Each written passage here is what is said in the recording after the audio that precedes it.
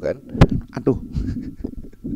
Sedang menuju rungkut pada pagi hari, dan itu bagi saya adalah sebuah rutinitas yang ada di hari Senin, hari Sabtu, hari Jumat ya. Biasanya saya juga ke rungkut untuk mengantarkan umi saya ke pasar begitu. Dan saya senang sekali dengan kawasan rungkut ini ya. Tepatnya ini di rungkut tengah ini. Rungkut, aduh nyetrum jangkrik. Ngekron bro. Biasalah, harap maklum ya. Coba ganti posisi untuk tidak menyentuh tanah atau menyentuh lantai. Memang saya sedang kepusing gitu, mau bikin konten apa begitu ya. Akhirnya ya sudahlah, kita ngomentari saja kegiatan harian saya, yang itu moga-moga saja berkenan di hati para hadirin sekalian. Karena ya kadang juga bermanfaat, kadang juga tidak gitu kan. Karena memang juga nggak ada yang mau dibahas apa lagi begitu. Tapi ini adalah daerah Surabaya, daerah Rungkut yang legend. Saya sebenarnya pengen sekali punya rumah di Rungkut ya, untuk menyesuaikan hutan begitu, tapi tanah di Rungkut ini gila-gilaan. Dan kenapa Rungkut ini jadi luar biasa apa ya, penuh, karena memang berdekatan dengan kawasan industri. Ada industri Rungkut, Sier, ada juga di situ ada Tropodo, juga banyak pabrik di situ, sehingga mau nggak mau ya semuanya pada ngekos di situ dan bekerja di situ. Tetapi ini kawasan yang legendary menurut saya, sudah kawasan industri yang termasuk awal-awal Orde Baru sudah ada kawasan industri ini. Bagi saya senang-senang aja pagi-pagi hari jalanan Surabaya masih dalam situasi corona dan belum masuk ya, belum begitu ramai. Meskipun sekarang banyak pabrik juga yang sekarang buka, yang itu bagi saya sangat penting ya, karena untuk kemakmuran bersama begitu. Dan kawasan ini memang saya seneng banget, masih sepi-sepinya. Biasanya saya sambi untuk melihat bangunan-bangunan yang belum jadi begitu. Di kawasan kanan kirinya biasanya pertokoan, dan itu nikmat sekali kalau berkendara begitu ya, apalagi pakai kendaraan klasik gitu kan, kayak Vespa, pakai CP, waduh kelas dunia. Tapi ini ramai sekali, saya seneng. Rungkut is the best, Rungkut is awesome. Sampai saya nggak ada kerjaannya, saya bingung ini mau ngonten apa begitu ya. Tapi saya usahakan setiap saat itu bawa GoPro seperti ini, sesuai yang Anda lihat juga tadi di frame. Nah, ini bawa seperti ini. Kenapa? Untuk nyuting hal-hal yang mungkin saja terjadi jalan, mungkin bukan bentuknya motovlog, tapi untuk jaga-jaga saja, untuk misalkan kalau ada kerjaan gitu kan di syuting, misalkan kalau ada keharapan di syuting, misalkan ketemu teman di syuting. Seperti saat kemarin itu saya sebenarnya ketemu dengan keluarga mining, tapi pada waktu ini yang video ini saya nggak ada kerjaan gitu, bingung, akhirnya lalat pun saya syuting. Anehnya lalatnya itu diem aja ya. Lalat ya, masih ingat lalat X nggak? Atau mungkin lalat babi, kalau ada di Papua itu lalat babi. Waduh itu, loh kok gini suaranya? Tes 1 2 3 loh. Lalat babi itu bertelur ya, bertelur ke dia menghisap begitu, kemudian bertelur dan beranak di bidang yang dia telurin, yang dia hisap. Biasanya kalau waduh suaranya gede banget. Kalau saya lagi bosan, biasanya saya keluar ke teman saya ada di kawasan Sedati. Di situ saya biasanya ngerancang-ngerancang. Ada ini mau bahas apa begitu ya, mau ini di YouTube ini mau bahasan apa saja. Ada yang saya pernah pokoknya bikin show lah, entah itu ngobrol-ngobrol kalau ngidol, atau misalkan memberikan tutorial. Kalau tutorial saya itu sebenarnya nggak bisa ya, Premiere Pro juga biasa-biasa aja, apalagi tutorial, apalagi misalkan tutorial audio juga nggak ahli, dan mungkin jauh sekali di bawah standar. Apalagi tutorial apa nggak bisa, saya bukan pengajar yang baik. Entertain saya juga kadang ngulas juga nggak lucu-lucu amat, kadang juga hanya sekedar membaca, kadang juga ngoceh seperti ini saja, nggak apa namanya, ibaratnya itu nggak apa ya, nggak ada yang menarik kira-kira. Tapi ada minat dan apa ya, giroh atau misalkan semangat yang besar sekali untuk bisa berkembang lewat YouTube. Entah itu jualannya laku lewat YouTube, orang tahu jualan saya lewat YouTube, atau misalkan channel saya disukai gitu. Misalkan kalau Anda mendapatkan manfaat dari channel ini, kemudian loh kok suaranya berbeda lagi bro, tes 1 2 3 loh gimana sih, cek loh kan, aduh. Cek 1 2 3, cek 1 2 3. Kenapa kok saya pakai mic dinamik? Ya agak sedikit bosan aja dengan mic boom mic. Padahal saya dulu punya statement loh, harusnya pakai boom mic aja gitu. Tapi sekarang pakai dynamic mic lagi, karena memang suaranya hanya menangkap yang dekat begini. Cuma nggak enaknya dia micnya masuk frame gitu aja sih.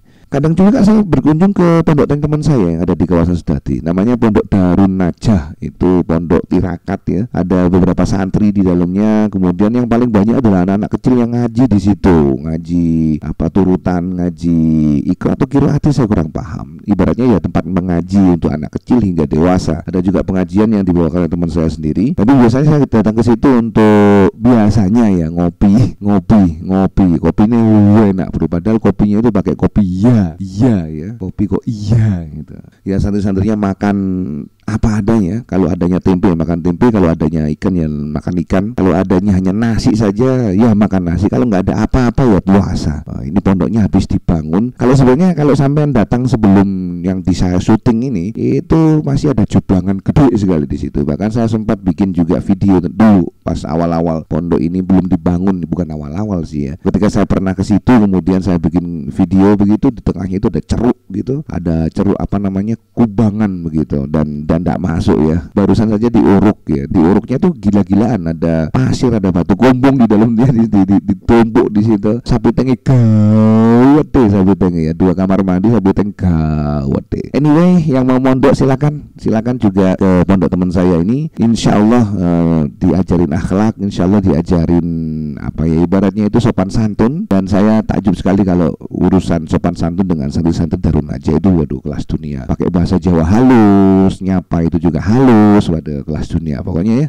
Ada juga satu saya senang, mungkin juga statement ini tuh tidak disetujui oleh semua orang di Indonesia karena relatif ya. Kenapa saya bilang relatif? Kok mandek boy, gambarnya kok mandek ini. Saya ulangi lagi ya. Kenapa kok relatif? Karena taste-nya beda-beda gitu ya. Ada yang bilang tapi Indomie itu adalah mie terenak di Indonesia. Kalau itu sudah semua lidah mengatakan demikian. Makanya saya bilang di awal tadi ini agak kontroversial karena saya anggap ini ada better than Indomie.